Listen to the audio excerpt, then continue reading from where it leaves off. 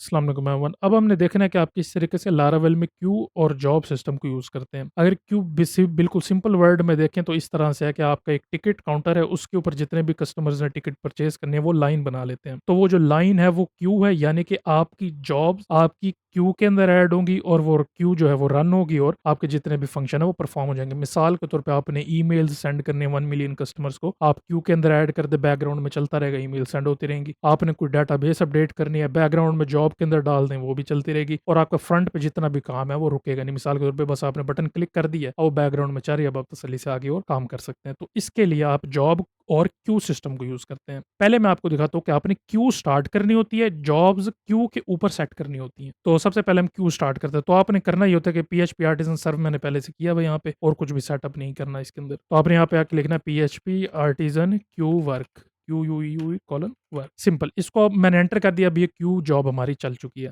अब ये job add कहाँ पे होती है? तो जॉब आपकी ऐड होती है, अगर आप यहाँ पे अपने डाटाबेस में है तो जॉब्स का आपके पास टेबल होता है। जो भी फेल हो जाएगी जॉब, वो जॉब फेल्स के अंदर आएगी, और जो आपकी जॉब रिसेंटली सेट होगी वो आपके यहाँ पे जॉब्स के टेबल के अंदर स्टोर होती है। इसके अलावा आप चाहें तो रेडिस भी यूज़ कर सकते हैं इसके साथ। रेडिस उसकी कॉन्फ़िगरेशन डिफरेंट होती है, बाहर लिया के बाय डिफ़ॉल्ट आपकी डाटाबेस यूज़ होती है, तो आपको कोई कॉन्फ़िगरेशन करने की ज़रूरत नहीं होती। अब ये हमारी क्यू स्टार्ट हो गई है। अब पहले मैं ये करता हूँ कि आपको एक ईमेल सेंड करके दिखाता हूँ बगैर क्यू के। तो मैं ये करूँगा कि यहाँ पे अपने कंट्रोलर में आ जाऊँगा, यहाँ पे मैं लिखूँगा mail:2 और यहाँ पे आके मैं अपना ईमेल एड्रेस दे देता हूँ amir@gmail.com। मैं टेस्टिंग एसएमटीपी यूज़ कर रहा हूँ तो इसलिए ये मैंने ये सिंपल दे दिया। सेंड आ जाएगा। सेंड के बाद आपने यहाँ पे लिखना है न्यू, और टेस्टिंग की ईमेल ये मैंने पहले से इसके अंदर ऐड की हुई है मार्कडाउन के तौर पे, तो ये यहाँ पे आ जाएगी। इसको मैं यहाँ पे इंपोर्ट भी कर लेता हूँ, और यहाँ पे जो हमारा टेस्टिंग की क्लास है वो भी ईमेल की आ चुकी है। फिर यहाँ पे मैं रिटर्न करा देता हूँ ईमेल हैज़ बीन सेंड। तो अब यहाँ पे आप सेव कर देंगे सिंपल। अभी ये क्यू के ऊपर नहीं लगी, अभी ये सिंपल हम सेंड कर रहे हैं। अब जैसे ही मैं यहाँ पे आके पेज रिफ्रेश करता हूँ, आपने गौर करना है ये यहाँ पे टाइम ले रहा है, ठीक है, ये देखिए ये स्पिन हो रहा है ऊपर, और अभी ये ईमेल सेंड हो रही है। अब जैसे ईमेल सेंड हो चुकी है तो ये यहाँ पे मैं आपको दिखाता हूँ, ये हमारे पास ईमेल आ गई है अ फ्यू सेकंड अगो, ठीक है, this is a testing email. अब मैंने ये करना है कि इसी ईमेल को मैंने जॉब के थ्रू सेंड करना है बैकग्राउंड में। तो उसके लिए बाय डिफॉल्ट आपके पास जो ये मेल फसाद है ये आपको देता है क्यू। सेंड को आपने QUE कर देना, यानी कि क्यू कर देना।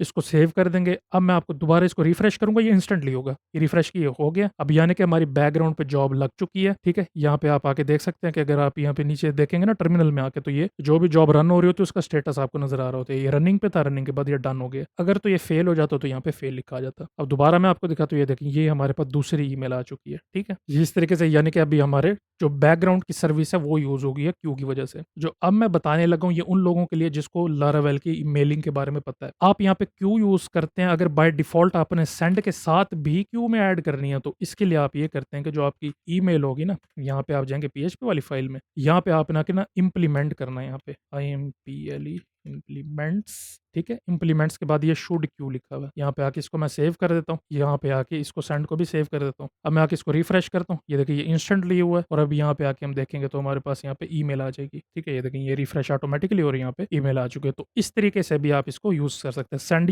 रहने दें यहाँ पे और यहाँ पे शुड क्यू लिख देते हैं। अब वापस चलते हैं हम क्यू वाले सिस्टम के ऊपर। अब आप सोच रहे होंगे कि अगर मैंने ईमेल सेंड के अलावा काम करना है वो कैसे करूंगा, तो उसके लिए आप क्रिएट करते हैं जॉब। तो अब जॉब क्रिएट करने का मैं आपको तरीका दिखा, तो बिल्कुल सिंपल है, बहुत आसान है ये। PHP artisan make colon job आपने यहाँ पे लिखना है, फिर यहाँ पे आपने नाम लिखना है। तो मैं यहाँ पे कर देता हूँ ईमेल सेंडिंग जॉब। वैसे बेस्ट प्रैक्टिस ये होती है कि आप ना इसके आगे एंड में जॉब लिख दिया करें, ताकि अगर आपकी फाइल नेम्स है तो उसके बारे में आपको पता लगेगा। अच्छा, अभी मैंने एंटर नहीं किया तो यहाँ पे आप देख सकते हैं कि ऐप के फोल्डर यहाँ पे खाली है। इसका मतलब है कि हमारे पास जॉब्स का कोई फोल्डर नहीं है। एंटर करेंगे, जॉब क्रिएट होगी तो यहाँ पे ये जॉब आ जाएगा, ठीक है। ईमेल सेंडिंग जॉब, हमारे पास ये जॉब क्रिएट हो गई है। अब जब भी आप इसको डिस्पैच करेंगे ये ऑटोमेटिकली आपकी क्यू के ऊपर ऐड हो जाया करेगी। इसका ये मकसद होगा। अच्छा, अब सबसे पहले तो आपने ये करना होता है कि अभी मैं आपको ये नहीं दिखाता, लेकिन यह कि आपको ना इसको रीस्टार्ट करना पड़ता है अपनी जॉब की क्यू को, क्योंकि हमने ये सेपरेट अभी कोड किया। अभी मैं आपको दिखाता हूँ। अच्छा, पहले तो हम ये करते हैं कि क्योंकि जॉब के थ्रू हमने अब ईमेल में सेंड करने वाला हूं, तो मैं यहाँ से ना शुड इंप्लीमेंट को हटा देता हूं ताकि हम टेस्ट कर सकें ये जो सेंड वाला फंक्शन है इसको। तो मैं क्या करता हूँ कि इसको यहाँ से कट करता हूँ। कट करके जो हमने जॉब सेंडिंग बनाया है यहाँ पे आके आपने ना हैंडल के अंदर इसको पास कर देना, ठीक है। यहाँ पे आ जाएगा। इसको आप क्लासेस को इंपोर्ट कर लेंगे, यहाँ पे राइट क्लिक करके इसको भी मैं इंपोर्ट कर लेता हूँ और मेल को भी मैं इंपोर्ट कर लेता हूँ। यहाँ पे एक्स्ट्रा कमेंट्स है, इसको मैं खत्म कर देता हूँ, इनकी मैं जरूरत नहीं है, ताकि कोड जरा क्लीन हो जाए। इसको सेव कर देंगे। अच्छा, यहाँ पे अब आपने आके जॉब को डिस्पैच करना। तो जॉब को डिस्पैच करने का तरीका ये होता है, यहाँ पे आपने लिखना है ईमेल सेंडिंग जॉब।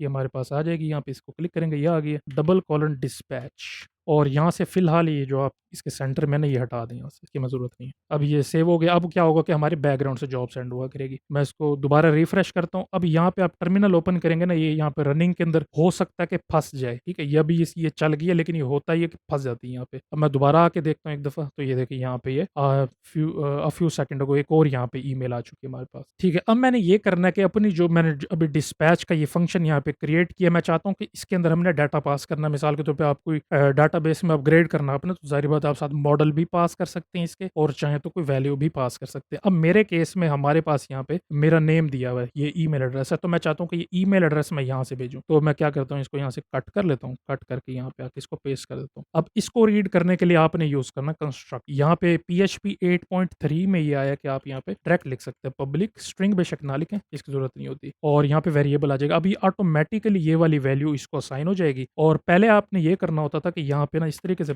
लिखते थे, ठीक है, दे दिस, और फिर यहाँ पे आके लिखते थे ईमेल, और फिर यहाँ पे आपने आके लिखना होता था दिस ईमेल, ये वाला वेरिएबल रीड करना होता था इस तरीके से, और इसको ये वाली वैल्यू पास करनी होती थी इस तरीके से। और फिर यहाँ पे अगर आपने ईमेल रीड करने हैं तो ये वाले फिर आप यहाँ पे पास करेंगे, ठीक है, ये इस तरीके से आएगा। लेकिन अब ये इजी हो गया, अब यहाँ से आप इसको डायरेक्ट यूं डिक्लेयर कर सकते हैं। इसकी अब आपको ज़रूरत नहीं है, ना इसकी ज़रूरत है, ये अब डायरेक्ट डिक्लेयर होगा। सेम आप मॉडल्स के लिए भी यूज़ कर सकते हैं। मिसाल के तौर पे आपने यूज़र के मॉडल के साथ असाइन करना है या मल्टीपल वैल्यूज़ लेनी है, तो इस तरीके से आगे पास करते रहेंगे। तो जिस सीक्वेंस में यहाँ पे आपने लिखा होगा, तो उस तरीके से ये उसी सीक्वेंस में असाइन हो जाएगी। यानी पहले ईमेल है तो ईमेल आएगी, दूसरा आगे कुछ और है तो उसी लाइन में आता रहेगा। तो ये इस तरीके से आप यूज़ कर सकते हैं इसको। हमारे केस में फिलहाल एक है, बाकी आपको कॉन्सेप्ट इसका समझ आ गया, तो हम इस तरीके से हमारी ईमेल ये अब पास हो जाया करेगी साथ। अच्छा, अब मैं दोबारा आके इसको डिस्पैच करता हूँ, यहाँ पे रिफ्रेश करेंगे, इंस्टेंटली हो गए। यहाँ पे आके चेक करेंगे, ये रनिंग में है, ये डन हो गए, यानी कि 1 ही सेकंड में सेंड हो गए। यहाँ पे आके मैं दोबारा चेक करता हूँ, तो ये 8 सेकंड को दोबारा यहाँ पे हमारे पास ईमेल सेंड हो चुकी है। अच्छा, अक्सर ये होता है कि यहाँ पे अब जितनी भी आप जॉब्स ऐड करेंगे ना, लाइन में लगाएंगे, वो सारी यहाँ पे ही आएंगी, ठीक है। अगर ये अभी रनिंग में होगी और यहाँ पे आप आके चेक करेंगे, तो ये यहाँ पे नजर आएगी आपको कि ये रन हो रही है, या इसका भी नंबर आने वाला है, या कितनी अटेम्प्ट्स हो चुकी हैं इस पे पे लोड के, वो सारी डिटेल आपको यहाँ पे मिलेंगी इसकी। अच्छा, अब अक्सर होगा ये कि जब आपने यहाँ पे कोई नया कोड इसके अंदर चेंजेस किए हैं, तो होगा ये कि ये वाली जॉब ये रनिंग के अंदर ना फंस जाएगी। तो तब आपने ये करना होता है कि आपने इस जॉब को रोक के इसको रीस्टार्ट करना होता है। रीस्टार्ट करने के बाद ये ऑटोमेटिकली अक्सर रन हो भी जाती है, अक्सर नहीं भी होती, तो आप यहाँ पे आके जॉब डिलीट करके उसको दोबारा रन कर सकते हैं। लेकिन मोस्टली 99.99% केसेस में होता है कि सिंपल आप इसको रीस्टार्ट करते तो ऑटोमेटिकली आपकी जॉब रन हो जाती है। तो अगर ज्यादा फंस जाती तो आप फिर जाके वहां से डिलीट भी कर सकते हैं। अच्छा, एक तो ये तरीका हो गया। अब दूसरा तरीका ये होता है कि आपके पास एक ईमेलिंग की जॉब हो सकती है और एक डिफरेंट किसी और काम के लिए हो सकती है। तो आप क्या कर सकते हैं कि एक ही सर्वर के ऊपर मल्टीपल वर्कर्स को भी यूज कर सकते हैं, यानी कि मल्टीपल क्यूज यूज कर सकते हैं, क्यू के वर्कर्स। इसको हम बेसिकली डिवाइड यूं करते हैं कि क्यू के वर्कर्स होते हैं हमारे पास। तो जिस तरीके से यहाँ पे रन हो रही है, इस तरीके से मैं एक और क्यू भी चला सकता हूँ और उस क्यू के ऊपर इसको रन कर सकता हूँ। तो पहले मैं आपको इसकी कॉन्फ़िगरेशन फाइल दिखाता हूँ जो हम प्रोडक्शन में यूज करते हैं। तो अब मेरे यहाँ पे गिटा पे चले जाइए, यहाँ सामने आपके लिखा भी हुआ है, यहाँ पे ये लिंक इसका डिस्क्रिप्शन में होगा। तो यहाँ पे आपको आके मिलेगा, ये देखें, रिमाइंडर क्यू है, यानी कि अगर किसी ने सब्सक्राइब किया हुआ तो उसको ईमेल जाएगी। तो उसके लिए हमने यहाँ पे ये सेम स्टार्ट किया था, PHP आर्टिजन क्यू वर्क। और इसके आगे यहाँ पे आप देखेंगे कि हमने लिखा हुआ है कि ये रिमाइंडर की क्यू है,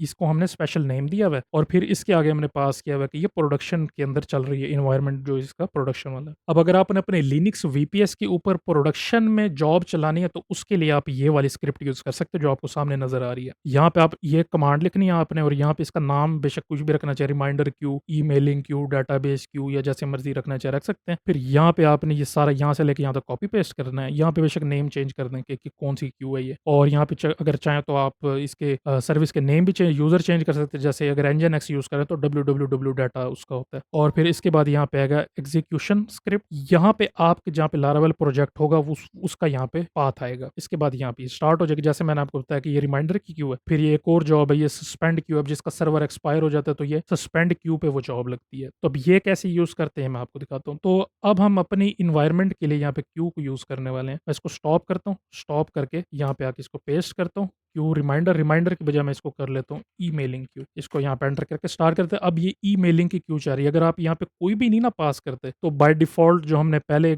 इस तरीके से चलाई थी, इस तरीके से भी आप कर सकेंगे इसको। लेकिन यह कि आगे डबल हाइफन इन्वायरमेंट जब प्रोडक्शन में चला रहा हूँ तो वो आपने करना। अब फिर यहाँ पे आके आपने इसके अंदर पास करना है ऑन क्यू, और इसके अंदर आपने नाम देना है कि किस क्यू के ऊपर ये चलेगी। तो हमारे यहाँ पे नाम ईमेलिंग है, तो मैं यहाँ पे इसको ईमेलिंग दे देता हूँ। अब ज़्यादा अच्छा ये होता है कि इसको स्टॉप करके चला लें, लेकिन हम एक दफ़ा टेस्ट कर लेते हैं इसको। तो यहाँ पे मैं आके इसको रिफ्रेश करता हूँ और यहाँ पे ये इसके आ गया, रनिंग आ गया। अगर ये डन हो जाता है तो बिल्कुल ठीक है। ये डन हो गया, इसका मतलब है कि हमारे पास ईमेल आ जानी चाहिए। मैं यहाँ से इसको खोल लेता हूँ, ईमेलिंग का टैब ये आ गया सेकंड अगो, ये यानी कि हमारी ईमेल जो है वो सेंड हो चुकी है। अब अगर मैं इसको यहाँ से रिमूव कर देता हूँ, ऑन क्यू ईमेलिंग की क्यू, यानी कि हमारे पास सिर्फ सिंपल ईमेलिंग की क्यू चाह रही है, कोई और क्यू नहीं है, यानी कि कोई भी और लगेगी तो वो रन हो नहीं होनी चाहिए। अब मैं इसको सेव कर देता हूँ, कट करने के बाद इसको दोबारा सेंड करता हूँ, ये जॉब लग जाएगी यहाँ पे, लेकिन ये रन नहीं होनी चाहिए। अब आप यहाँ पे देख सकते हैं कि हमारे पास कोई रनिंग में कुछ भी नहीं है। इसका ये मतलब है कि जो हमारे पास डिफॉल्ट क्यू सिस्टम है वो नहीं चल रहा, और यहाँ पे हमने जैसे क्योंकि ये क्यू सिस्टम पास नहीं किया और यहाँ पे स्पेशल ईमेलिंग के लिए क्यू चल रही है, तो यहाँ पे ये डिस्पैच नहीं हुआ हमारे पास। अगर हम वापस अपने डाटाबेस के अंदर जाके देखते हैं जॉब्स के अंदर, तो ये देखें, ये यहाँ पे लिखा हुआ है, ये देखें क्यू लिखा हुआ है कि बाय डिफॉल्ट की क्यू होती है जिसके अंदर आप यहाँ पे ये नेम या आर्गुमेंट पास नहीं करते। अब हमने क्योंकि यहाँ पे आर्गुमेंट पास किया हुआ है, तो ईमेलिंग की क्यू चाह रही है और ये डिफॉल्ट पे चलनी चाहिए, तो डिफॉल्ट हमारे पास इस टाइम क्यू नहीं चल रही, तो इसलिए ये ईमेल सेंड ही नहीं हुई। ठीक है, इसलिए यहाँ पे रुका रहा है। अब जैसे ही मैं इसको स्टॉप करता हूँ, स्टॉप करके यहाँ से क्यू हटा के एंटर करता हूँ, ये चलेगा। अभी देखिए यहाँ पे आ गया कि ये रनिंग स्टेट में चला गया। रनिंग स्टेट के बाद ये डन हुआ, डन करके हम यहाँ पे आके चेक करते हैं, तो ये 8 सेकंड को यहाँ पे हमारे पास दोबारा ईमेल आ चुकी है। ठीक है, तो ये सिंपल तरीका था। इस तरीके से आप क्यू और जॉब सिस्टम को यूज कर सकते हैं, और चाहे तो बेशक आप इसके साथ